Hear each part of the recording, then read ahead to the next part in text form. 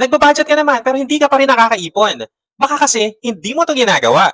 Hi! This is Ton from The Wise Guy PH. Isa ka din ba sa mga gumagawa naman ng budget pero hindi ka pa rin nakakaipon, kinukulang pa rin. Nililista mo naman yung mga fixed and variable expenses mo pero bakit parang hindi siya effective sa'yo?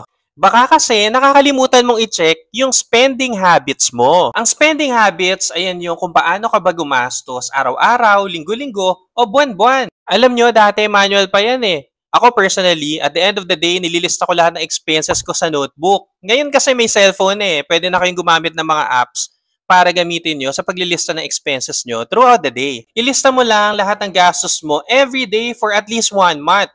Actually, kung mas matagal sa 1 month, mas okay. Diyan mo kasi makikita yung mga small expenses mo na kapag sinum up pala, malaki. Diyan mo rin kasi makikita kung may mga expenses ka na pwedeng tanggalin o bawasan. At mabibigyan ka rin ng overview baka kulang yung tinatabi mo sa savings at investment mo. Pero kung hindi pa rin to effective, baka lifestyle problem na yan at kailangan mo na ng additional source of income. Alam mo, sakto kasi naghahanap din ako ng additional members sa team ko. Kaya kung interesado ka na maging insurance advisor, financial advisor, magkaroon ng additional source of income na hawak mo yung oras mo at syempre makatulong sa iba, PM mo lang ako or click the link in my bio. Ayun lang. Bye!